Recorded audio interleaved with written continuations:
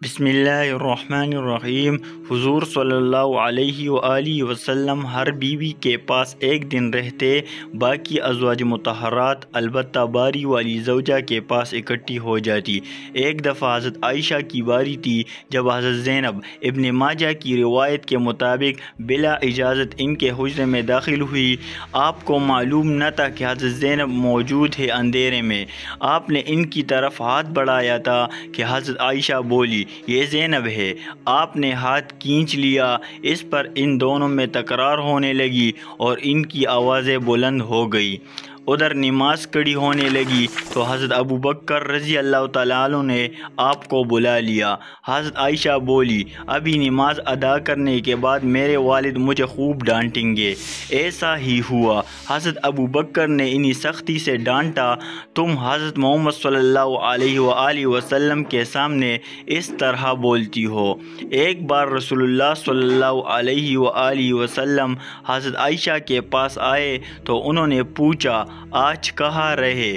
فرمایا، اے امیر، ام سلمہ کے پاس تھا۔ کہا، ام سلمہ سے آپ کا جی نہیں بڑھتا؟ مجھے بتائے، اگر آپ ایک وادی کے دو کناروں پر اترے، ایک سے گھاس چرا لی گئی ہو اور دوسرے کنارے پر کوئی گھاس کھانے والا نہ آیا ہو، آپ جانور کہاں چرانا چاہیں گے؟ فرمایا، وہ جس کا سبزہ چکا نہ گیا ہو۔ میں آپ کی دوسری عورتوں کی طرح نہیں، میرے علاوہ وہ ہر عورت دوسرے مرد کے پاس رہی ہے۔ حضور صلی اللہ علیہ وآلہ وسلم مسکرا دیے۔ شاروم مکوکس نے رسول اللہ صلی اللہ علیہ وآلہ وسلم کو ایک کپٹی باندھ ہدیہ کی۔ حضرت عائشہ کہتی ہے کہ وہ حاملہ ہوئی تو مجھے پریشانی لگ گئی۔ ابراہیم کی ولادت ہوئی لیکن ماریا کو دودھ نہ آتا تھا۔ آپ نے بچے کے لیے دودھ دینے والے بھیڑ خریدی جس کا دودھ پی کر وہ موٹا اور سرخ اور سفید ہو گیا۔ ایک دن آپ ابراہیم کو اپنی گردن پر اٹھا کر لائے اور پوچھا، عائشہ، بچے کی مجھ سے مشابہت کے بارے میں کیا خیال ہے؟ میں نے سوتاپے کی وجہ سے کہا، مجھے تو آپ سے کوئی مشابہت نظر نہیں آتی۔ فرمایا، بچے کی صحت کے بارے میں کیا کہتی ہو؟ میں نے کہا، جو بھیڑوں کا دودھ پیتا ہو وہ ایسا ہی ہو جاتا ہے۔ حضرت عائشہ فرماتی ہے، میں ان عورتوں سے چڑھتی تھی جو اپنے آپ رسول اللہ صلی اللہ علیہ وآلہ وسلم کو حبا کر دیتی تھی۔ میں کہتی تھی، بھلا کوئی عورت اپنے تیا حبا کر سکتی ہے؟ جب اللہ تعالیٰ نے یہ آیت اتاری، اے نبی، اپنے بیویوں میں جس کو چاہے الگ رکھے اور جسے چاہے اپنے پاس رکھے اور جسے چاہے الگ کرنے کے بعد واپس بلا لے، اس میں بھی کوئی حرج نہیں، تو میں نے کہا، مجھے لگتا ہے آپ کا رب آپ کی خواہش پوری کرنے میں جلدی کرتا ہے۔ ابن حجر کہتے ہیں، کئی صحابیات نے اپنی جان رسول اللہ صلی اللہ علیہ وآلہ وسلم کو بخشی مگر آپ کسی ایک کو نکاح میں نہ لائے کیونکہ یہ آپ کے منشا پر موقوف تھا، بشرط یہ کہ نبی اکرم صلی اللہ علیہ وآلہ وسلم اس کو اپنے نکاح میں لانا چاہے۔ ابن حجر نے حضرت میمونہ رضی اللہ تعالیٰ عنہا کے وہابہ ہونے کا بھی رد کیا ہے۔ ام المؤمنین حضرت سودہ بنت زمعہ نے اپنی باری کا دن حضرت عائشہ کو دے دیا تھا، چنانچہ حضور صلی اللہ علیہ وآلہ وسلم حضرت عائشہ کے ہاں 2 دن قیام فرماتے۔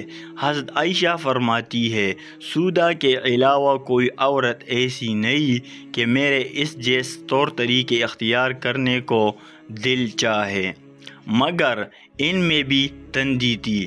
ایک بار حضرت صفیہ بنت حیہ اور حضرت عائشہ میں جھگڑا ہوا، دونوں نے ایک دوسرے کے باپ کو برا بھلا کہا۔ رسول اکرم صلی اللہ علیہ وآلہ وسلم نے سنا تو فرمایا، صفیہ، تم ابو بکر کو گالی دے رہی ہو۔ حضرت عمر فرماتے ہیں، نبی اکرم صلی اللہ علیہ وآلہ وسلم کی ازواج آپس کے رشک و رقابت کی وجہ سے آپ سے روٹھ گئی تو میں نے ان سے کہا، نبی اکرم صلی اللہ علیہ وآلہ وسلم تمہیں طلاق دے تو بڑی امید ہے کہ ان کا رب انہیں بدلے میں تم سے بہتر بیویاں دے دے۔ تو اسی مضمون کی آیت نازل ہو گئی۔ ایک سفر میں نبی اکرم صلی اللہ علیہ وآلہ وسلم کے ساتھ جانے کے لیے حضرت عائشہ اور حضرت حفصہ کے نام قرہ نکلا۔ رات کے سفر میں گفتگو کرنے کے لیے آپ حضرت عائشہ کو اپنے ساتھ رکھتے تھے۔ حضرت حفصہ کو اس پر رشک آیا۔ انہوں نے حضرت عائشہ سے کہا، تم میرے اونٹ پر سوار ہو جاؤ اور میں تمہارا اونٹ پکڑ لیتی ہوں، دیکھتی جاؤ کیا بنتا ہے۔ رسول صلی اللہ علیہ وآلہ وسلم حضرت عائشہ کے اونٹ کے پاس گئے اور حضرت حفصہ کو سلام کیا۔ رات بھر کے سفر کے بعد پڑاؤ کا وقت آیا تو حضرت عائشہ آپ سے دور رہ گئی۔ وہ نبی صلی اللہ علیہ وآلہ وسلم سے شکوہ تو نہ کر سکتی تھی، اس لیے زمین پر اترتے ہی اپنے پاؤں اذاخر گھاس میں ڈال دیے، جس میں سام بچھو کا بسیرا ہوتا ہے، اور رنج کے باعث دعا کرنے لگی، اے رب، ڈسنے کے لیے مجھ پر کوئی سام بچھو ہی مسلط کر دے۔ نبی اکرم صلی اللہ علیہ وآلہ وسلم اپنی ایک زوجہ حضرت عائشہ کے پاس تھے۔ اتنے میں ایک دوسری بی بی حضرت زینب نے کانا پر رکابی بھیجی۔ حضرت عائشہ نے جس کے ہاں نبی اکرم صلی اللہ علیہ وآلہ وسلم تھے، لانے والے خادم کے ہاتھ پر ایک ضرب لگائی تو رکابی گر کر ٹوٹ گئی۔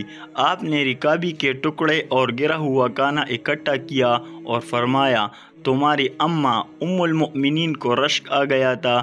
خادم کو روک کر آپ نے گھر سے نئی رکابی دے کر رخصت کیا۔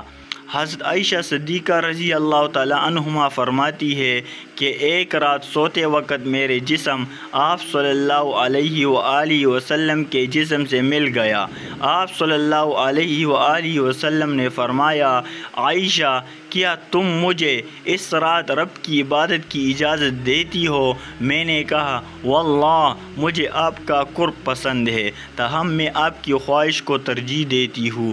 پھر آپ صلی اللہ علیہ وآلہ وسلم نے قیام فرمایا اور رو رو کر قرآن پاک کی تلاوت کی، حتیٰ کہ آپ کے کندھے مبارک بھیگ گئے۔ پھر آپ صلی اللہ علیہ وآلہ وسلم بیٹھ کر تلاوت کرتے رہے، حتیٰ کہ آپ کے پہلو آنسو سے تر ہو گئے۔ پھر لیٹ کر تلاوت کی اور روتے رہے، حتیٰ کہ زمین تر ہو گئی۔ آپ صلی اللہ علیہ وآلہ وسلم کے پاس جب حضرت بلال رضی اللہ تعالیٰ عنہ آئے تو انہوں نے کہا، یا رسول اللہ صلی اللہ علیہ وآلہ وسلم، آپ پر میرے والد بھی قربان، اللہ تعالیٰ نے آپ کے آئندہ اور گزشتہ کے تمام گناہ معاف نہیں کر دیے۔ فرمایا، بلال، پھر میں شکر گزار بندہ نہ بنوں؟ اللہ تعالیٰ نے مجھ پر اس رات یہ آیت نازل فرمائی، یعنی آسمان و زمین کی پیدائش میں، دن رات کی گردش میں اہل و عقل کے لیے نشانیاں ہیں، جو اللہ کا ذکر کھڑے بیٹھے اور لیٹے ہر حال میں بجا لاتے ہیں، اور وہ زمین و آسمان کی پیدائش پر غور و فکر کرتے ہیں اور کہتے ہیں، اے ہمارے پروردگار، تو نے یہ سب کچھ باطل پیدا نہیں کیا، تو پاک ہے ہمیں آگ کے عذاب سے نجات عطا فرما۔ اللہ پاک ہمیں دین کی سمجھ نصیب فرمائے اور ہمارا خاتمہ ایمان پر فرمائے، آمین۔ ناظرین، کمنٹ باکس میں ایک بار صلی اللہ علیہ وآلہ وسلم ضرور ٹائپ کرے۔